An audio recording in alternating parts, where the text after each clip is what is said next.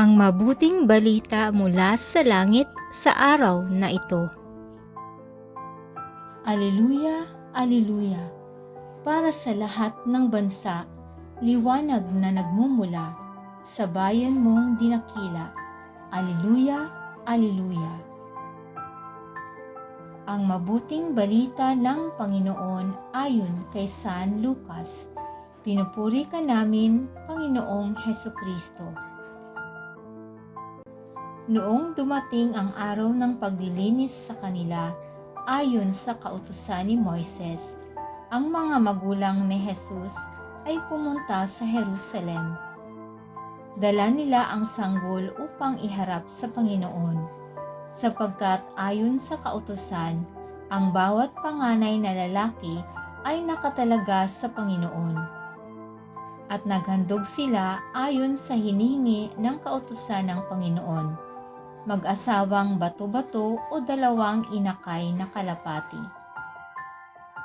May isang tao noon sa Jerusalem, ang pangalay Simeon. Matapat at malapit sa Diyos ang lalaking ito at naghihintay ng katubusan ng Israel.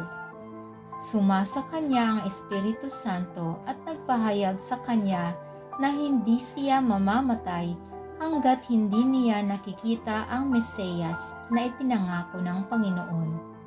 Sa patnubay ng Espiritu, pumasok siya sa templo at nang dalhin doon ng kanyang mga magulang ang sanggol na si Jesus upang gawin ang hinihingi ng kautusan, siya'y kinalong ni Simeon. Ito'y nagpuri sa Diyos na ang wika, "Kunin mo na, Panginoon, ang iyong abang alipin, ayon sa iyong pangako. Yamang nakita na ng aking mga mata ang iyong pagliligtas na inihanda mo para sa lahat ng bansa. Liwanag itong tatanglaw sa mga hintil at magbibigay karangalan sa iyong bayang Israel."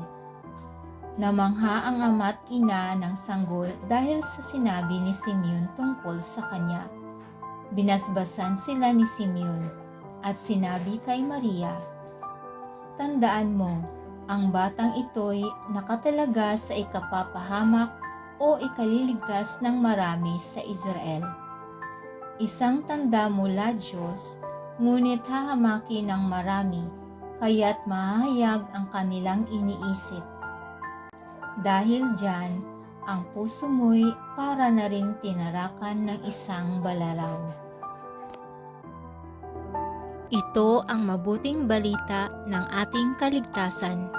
Papuri sa Diyos.